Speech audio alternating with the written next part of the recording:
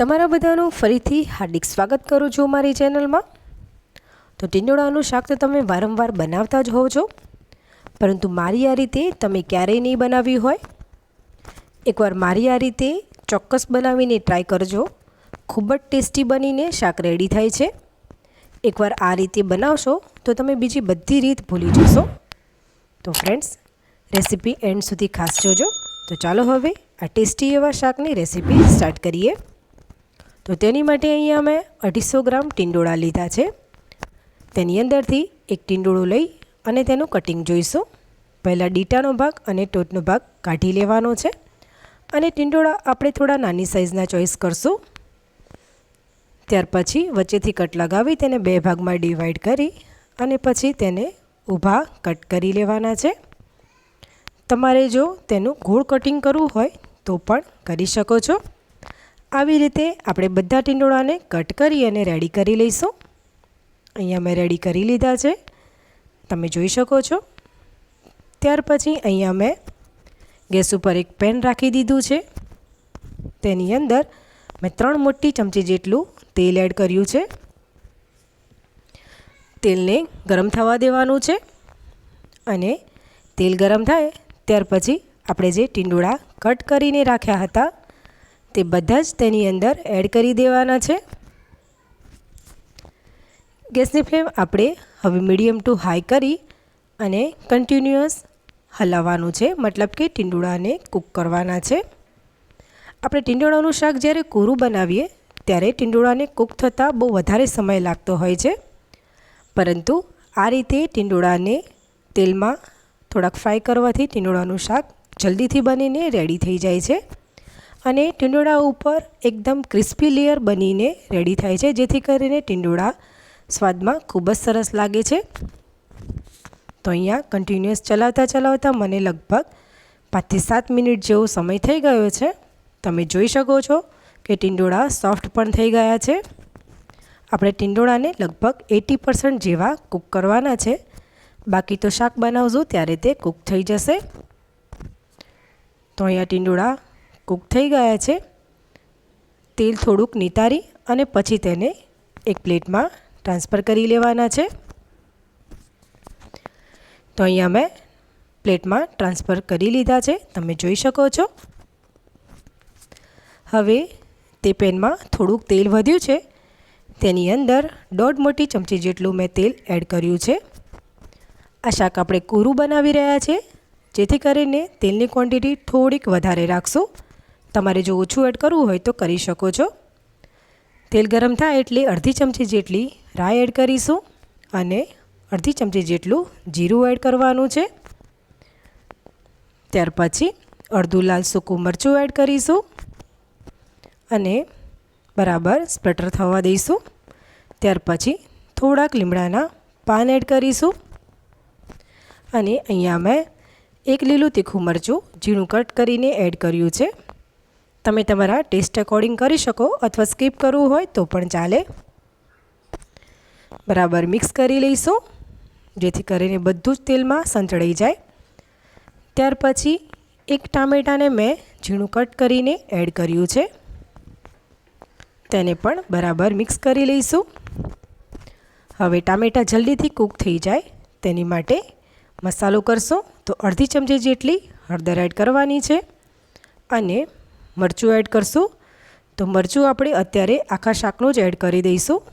તો મેં 2 ચમચી જેટલું મરચું એડ કર્યું છે, તમે તમારા ટેસ્ટ મુજબ લઈ શકો છો। 1 ચમચી જેટલું ધાણા જીરું એડ કરી દઈશું અને સ્વાદ પ્રમાણે મીઠું એડ કરશું, લગભગ અડધી ચમચી જેટલું। ત્યાર પછી 1 ઇંચ આદુના ટુકડાને ગ્રેટ કરીને એડ કરશું, જેનો ટેસ્ટ ખૂબ જ સરસ આવે છે। આપણે બરાબર મિક્સ કરી લેવાનું છે। મસાલો એડ કર્યો છે એટલે ટામેટાં જલ્દીથી કૂક થઈ જશે, મતલબ કે 1 મિનિટની અંદર જ। અહીંયા તમે જોઈ શકો છો તેલ છૂટું પડી ગયું છે અને ટામેટાં કૂક પણ થઈ ગયા છે। ત્યાર પછી આપણે જે ટીંડોળા તેલમાં ફ્રાય કરીને રાખ્યા હતા તે બધા જ એડ કરી દેવાના છે અને હવે બરાબર મિક્સ કરી લેવાનું છે. તો અહીંયા તમે જોઈ શકો છો કે મેં બરાબર મિક્સ કરી લીધું છે. હવે આપણે ટીંડોળાના ભાગનું મીઠું એડ કરવાનું છે. તો મીઠું મેં અત્યારે 1/4 ટીસ્પૂન જેટલું લીધું છે, જેથી કરીને ટીંડોળા જલ્દીથી કૂક થઈ જાય. બરાબર મિક્સ કરી લઈશું. આ શાક આપણે કોરું જ બનાવી રહ્યા છીએ, એટલે બિલકુલ પાણી એડ નથી કરવાનું. ગેસની ફ્લેમ સ્લો રાખી અને કવર કરી અને કૂક થવા દઈશું. તો લગભગ 2 થી 3 મિનિટ જેવું થાય એટલે આપણે ખોલીને ચેક કરશું. મિક્સ કરી લેવાનું છે. આવી રીતે થોડી વાર મિક્સ કરવાથી ટીંડોળા એક સરખી રીતે કૂક થઈ જશે. મિક્સ થઈ ગયું છે. ફરીથી કવર કરી અને ટીંડોળાને કૂક થવા દેવાના છે. તો હવે અહીંયા લગભગ ટોટલ 7 થી 8 મિનિટ જેવો સમય થઈ ગયો છે. ખોલીને આપણે બરાબર મિક્સ કરી લઈશું. તમે જોઈ શકો છો ટીંડોળા ઓલમોસ્ટ કૂક થઈ ગયા છે. હવે શાકનો એકદમ સરસ ટેસ્ટ આવે તેની માટે મેં અહીંયા 2 ચમચી જેટલો શેકેલા સિંગદાણાનો ભૂકો એડ કર્યો છે અને બરાબર મિક્સ કરી લઈશું. તો ફ્રેન્ડ્સ, તમે પણ આવી રીતે આવું કોરું શાક બનાવીને ચોક્કસ ટ્રાય કરજો. ખૂબ જ ટેસ્ટી બને છે.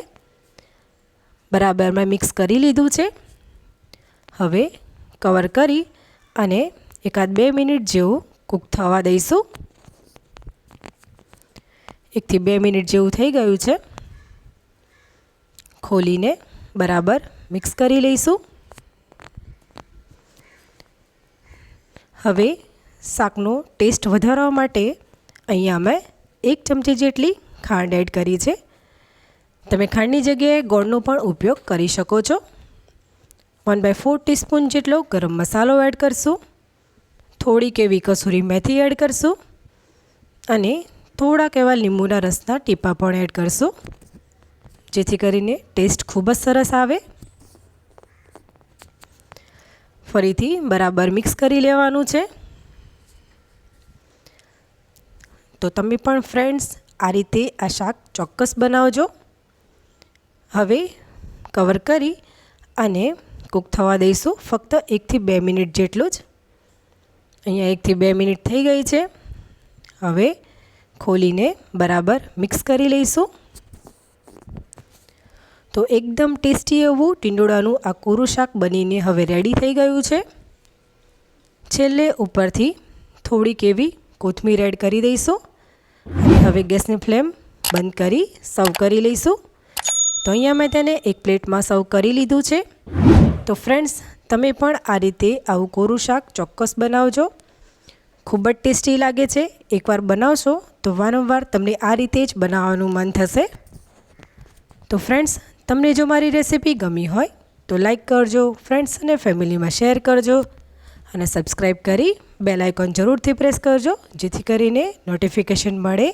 ચાલો ફરી મળીશું. આવજો.